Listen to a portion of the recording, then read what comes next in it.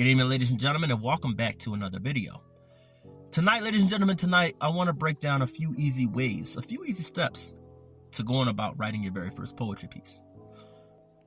It's very simple, you know what I mean? You don't have to panic. You don't have to freak out and be like, oh, how can I write the best poem? What can I do to make people? No, you don't have to have an anxiety attack. Breathe. Relax, my friend.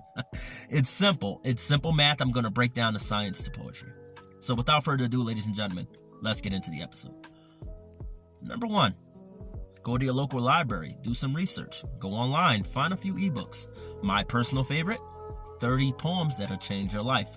It's a book I bought back in 2018 or 2017, I believe, March of 2017. It was a book I purchased at Barnes & Noble. It's a poetry book, and it's what reintroduced me into poetry. As I've been, telling the story on my podcast, on my YouTube channel and everything like that, I have been writing poetry since I was a kid, but I put it down when I was like 12, 13 years old and reintroduced to it when I was in my late 20s.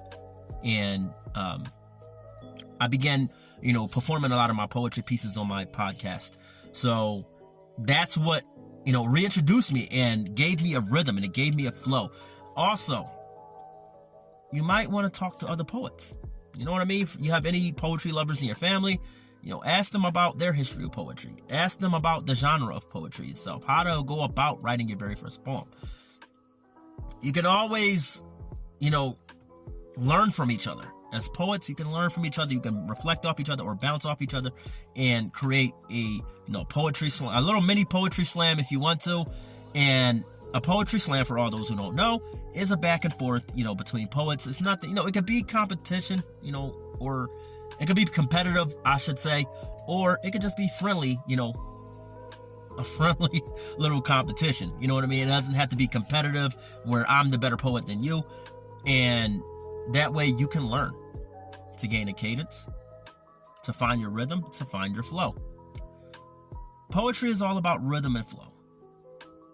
There are some poets who speak much on the beat like this here, and I tell you, growing up in the inner city on the street corners was the drug yeah, that's a cadence. But what helped me was more of a relaxed approach. For example, this is not a real official poetry piece that I've written, but I'm giving you an example. As I sit upon the edge of my bed, I look up at the ceiling and I contemplate memories of you during the midnight hour. You see, and that's my cadence, that's my rhythm, that's my flow. I'm much more relaxed with it. I've been doing this a long time, so I'm much more comfortable with my rhythm and flow. What works for someone might not always work for you, and what works for you might not always work for the next person. So always, get into a habit, get into a groove, get into a rhythm of practicing your poetry performances. Find your rhythm and your groove. Number 3, research your topic. You know what I mean? If you want to talk about how beautiful the autumn trees are, go outside during the autumn. You know what I mean? Go into the community, take a look around. Be inspired by nature. As a poet, I can honestly say, as a poet and a podcaster and a YouTuber, ladies and gentlemen, what inspired me was nature. A lot of my poetry pieces are written about the fall. A moment's reprieve in the autumn. Autumn breeze into winter nights. I wrote so many poetry pieces based on seasons. And what helped me was going outside in the elements, even if it was going out in the snow during the winter. A lot of my, winter poetry pieces were rented while I was out and about. Now, mind you, I didn't like it in the cold. I didn't, I'm not a big fan of the winter. I love the snow, don't get me wrong, but the cold temperatures, you can mess me with that. But, long story short, research your topic. Take some time to sit down and brainstorm some ideas. Find out what you like, what works for you, and what you want to talk about. You may be surprised how many listeners actually tune in to listen. You may be surprised who you may inspire with your poetry piece. So don't go, head into the project. You know what I mean? Don't go head over heels into it. Don't charge in without thinking. The worst thing you could do is rush right into a project, a poetry project, because you'll have grammar issues. You'll have title issues. You might not like the title. Like the poetry piece might not line up with the title, or the title might not line up what you're trying to convey or express.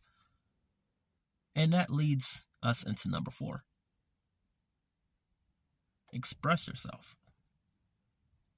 How I mentioned in number 3, take your time.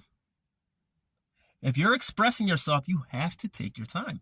You cannot rush into a poetry piece and say, hey, I'm going to write 30 words in 10 minutes and it's done and it's perfect. No. You know how many times I went over one poetry piece? Take a guess. I'm here waiting, ladies and gentlemen. Take a guess how many times me personally have gone over one poetry piece. You give up? 37 times in one day. I've edited one poem 37 times in one day. So when I'm taking my time, you can have an understanding of how much effort and energy I like to put into a lot of my poetry performances, a lot of my poetry pieces. Number 5, have fun with it. Get as creative and as vivid and as passionate as you like to be.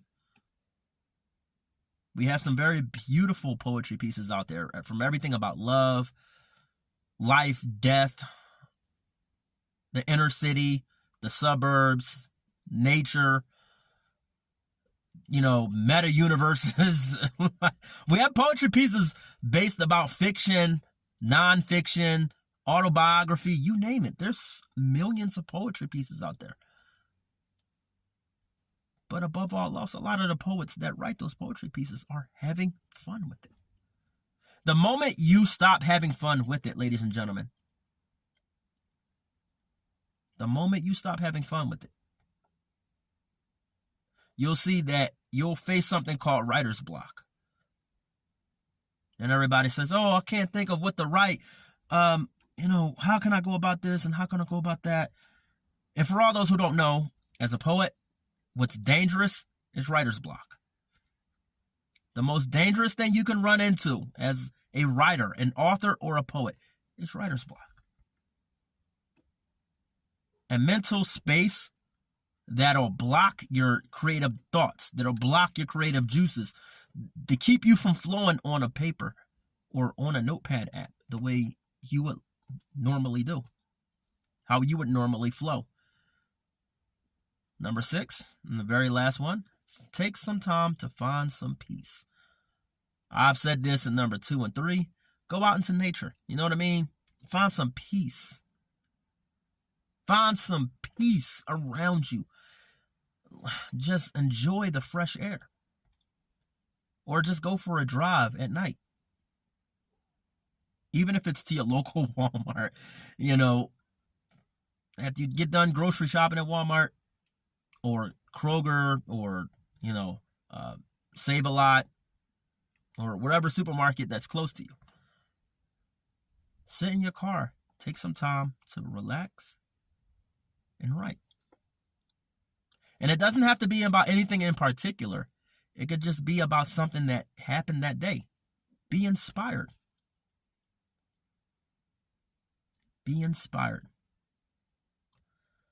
Thank you, ladies and gentlemen, for tuning in. I know I stumbled a lot and I digressed a lot, but anyway, I thank you all for tuning into the YouTube channel, showing me so much love and support. If you enjoy the content, don't forget to check out the next video. And if you really love what you see on the channel, all the content, don't forget to like, comment, and subscribe and share it with all your poetry lovers in your life. I thank you all for tuning in. I love you guys. Peace.